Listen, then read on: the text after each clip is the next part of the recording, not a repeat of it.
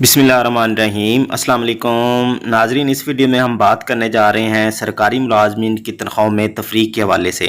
Secretary کابینہ نے secretary خزانہ کو ایک لیٹر جاری کیا ہے جس میں کافی ساری ڈیٹیل لکھی ہیں سرکاری ملازمین کی تنخواہوں میں تفریق کے خاتمے کے حوالے سے۔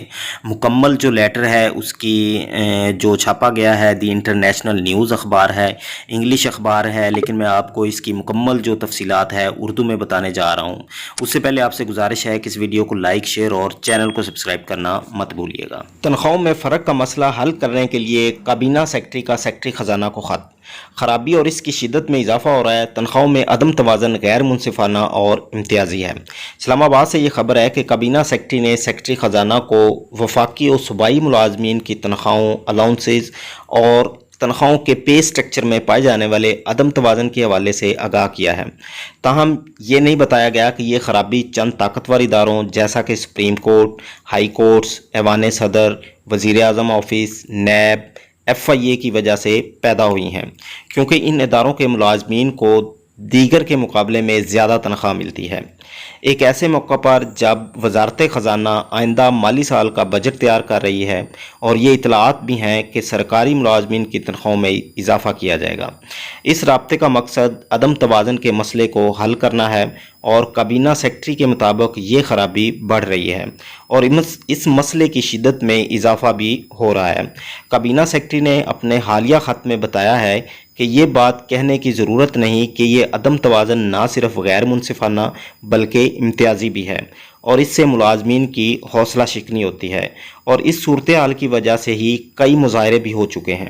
سیکٹری خزانہ کو یہ بھی بتایا گیا ہے کہ اس مسئلے پر مختلف فورمز جیسا کہ کابینہ کمیٹیز، سیکٹریز کمیٹیز کی اجلاس میں وقتاً فوقتاً بحث و مباحثہ ہوتا رہا ہے۔ کہا جاتا ہے کہ 2020 کے اول میں سیکٹریز کمیٹی کا اجلاس بھی ہوا تھا جس میں سفارش کی گئی تھی کہ سب کے لیے بنیادی تنخواہ میں 120% کا اضافہ کیا جائے اور فیڈرل سیکٹریٹ کے گریڈ 1 سے لے کے گریڈ 22 تک کے ملازمین کو یہ اضافہ سیکٹریٹ الاؤنس کی صورت میں دیا جائے۔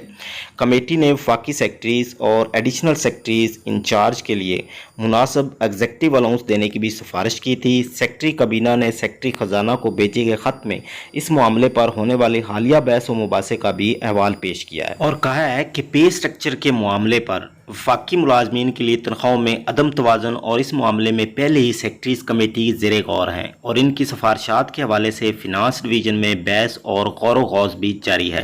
تاہم ذرائع کا اصرار ہے کہ جو کچھ سیکٹریز کمیٹی نے سفارشات کی صورت میں پیش کیا تھا اس سے عدم توازن مزید بڑھ جائے گا، کیونکہ اضافے کی سفارش بیوروکریسی کے مخصوص طبقے کے لیے کی گئی تھی، یعنی وہ لوگ جو وفاقی سیکٹریٹ میں کام کرتے ہیں، اور ساتھ ہی وفاقی سیکٹریز اور ایڈیشنل سیکٹریز انچارجز کو ایڈیشنل ایگزیکٹو الاؤنس دینے کا بھی کہا گیا تھا۔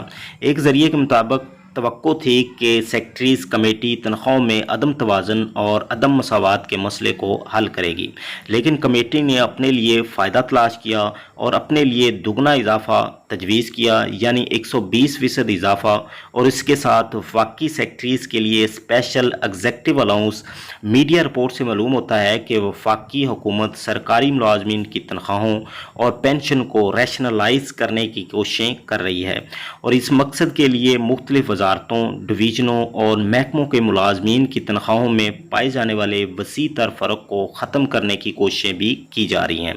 آئندہ مالی سال بجٹ 2021-22 آئندہ ماہ کے وسط میں پیش کیا جائے گا اور توقع ہے کہ سرکاری ملازمین کو 15 سے 20% کا عارضی ریلیف فراہم کیا جائے گا۔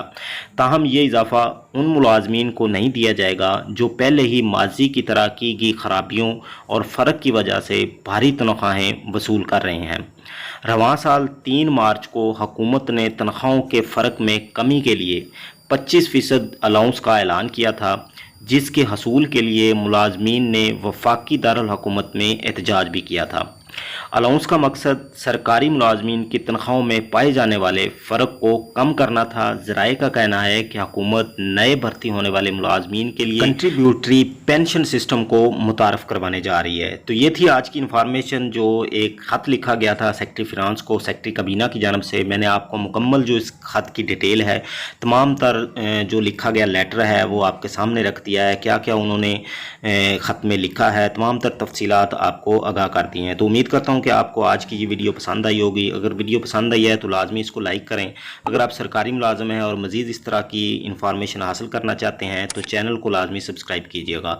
और मुझे नेक्स्ट वीडियो तक के लिए इजाज़त दें। अपनी दुआओं में याद रखिएगा। अल्लाह हाफिज़।